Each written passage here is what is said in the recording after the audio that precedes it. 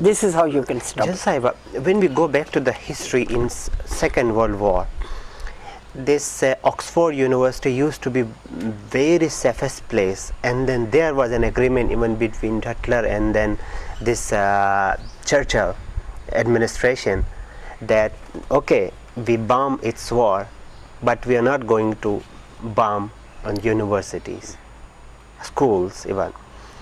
I mean, what kind of war we have here then? I tell you one thing. Why education? First of all, I will become really very bitter when I express my opinion. We say this is a war on terror. I object the word war. I hate war. We could have said this is a struggle or this is a attempt or whatever the good name you could give it. Joint effort. But war. Now what is the result of that war? That you have not been able to stop the militant. You have rather created more militants. You have created youth militant. Because when you bomb their houses, innocent people are killed. Innocent persons are killed. You know, the drone does not know that it carries the name of the terrorist. The bomb falls on some innocent person's house and the children are killed, the women folks are killed. Isn't it a cruel thing? Now during this Iraq war, you must have heard Al-Amriya shelter. I went to watch that shelter. This is the, rather you see, is the conventional right not to bomb those places where children are rescued, or hospitals, or schools. These are the universal rights. But Al-Amriya shelter was bombed.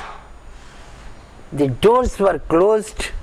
The children, I could see the shape of a child in smoke who was just standing by the side of the wall, and I could see his shape in smoke.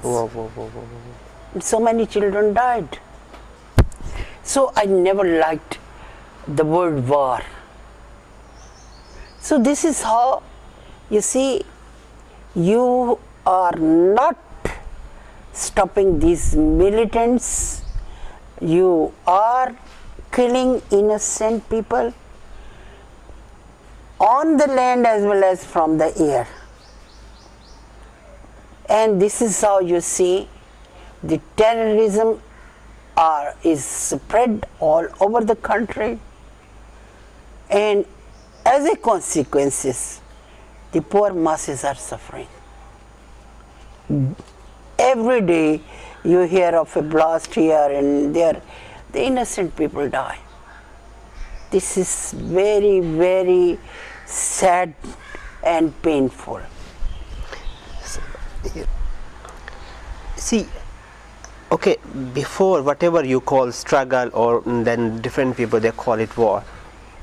Even in Swat, when Sufi Muhammad was in power and many other people, they stopped girls' education. They stopped girls going to school. That was not war. That was not something else. What kind means from Islamic point of view? Is it the Islam that really against of the religion or the education of girls, or it's their own interpretation of the few people that they do? Does Islam teach that you go to the mosque and blast the mosque and kill the Namazis people there who are praying? These terrorists are not human beings. They are not Muslims. They have no religion. They have no ethics.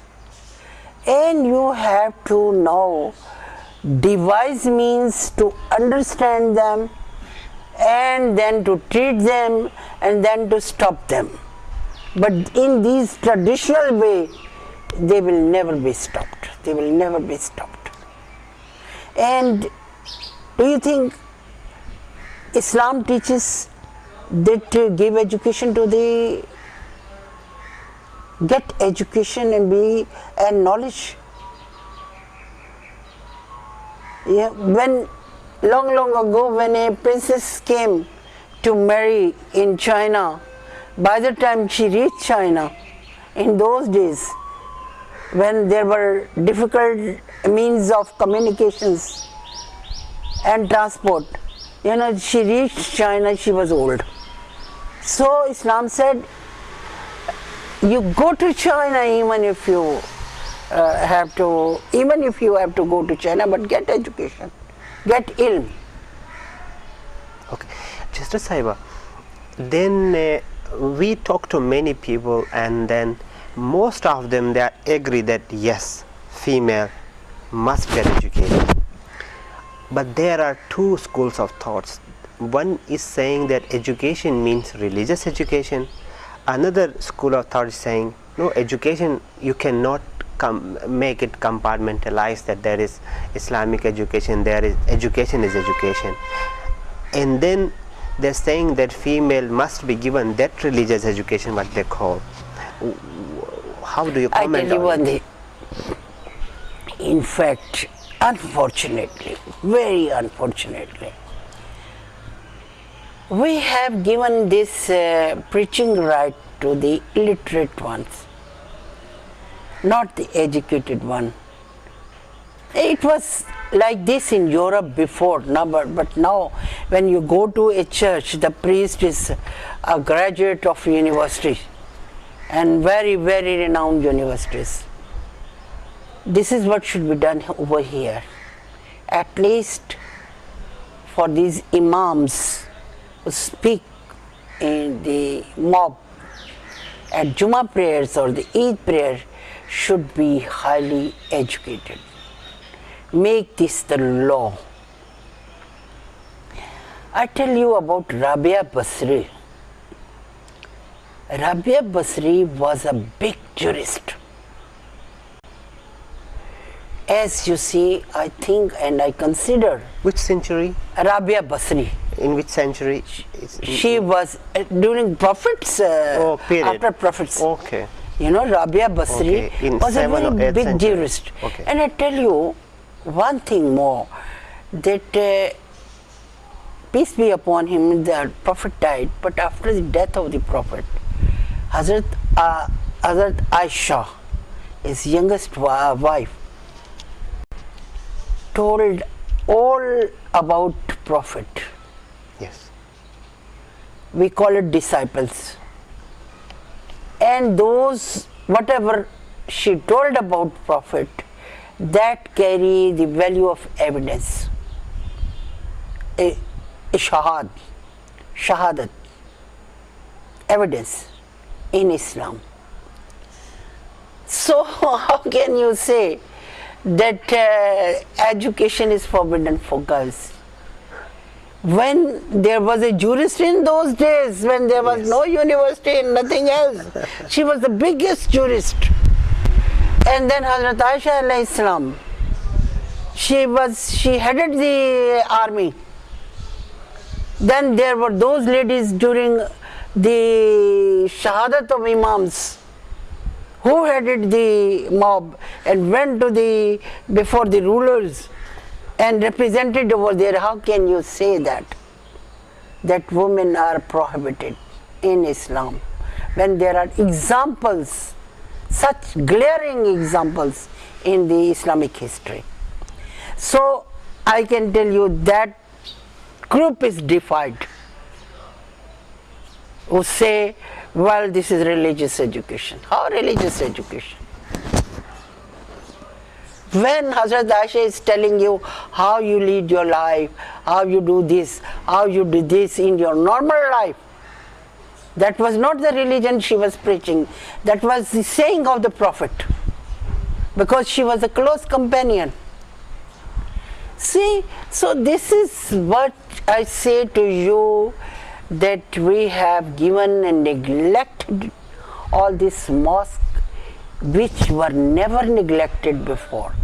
All the mathematicians, we brought renaissance in Europe Europe, definitely.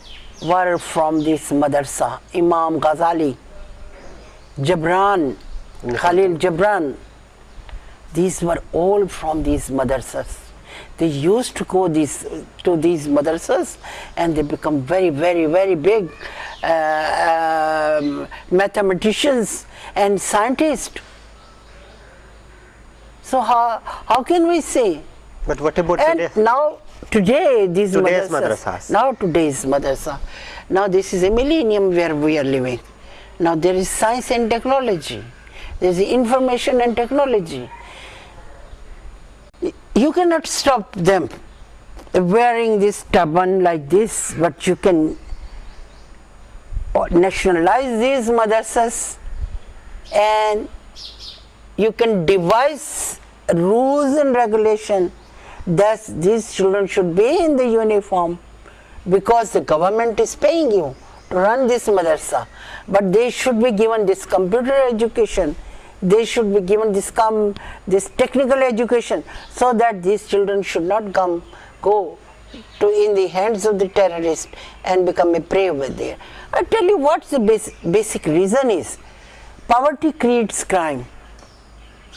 Is the poverty level in those areas that they are willing to fall a prey in the hands of these terrorists for money?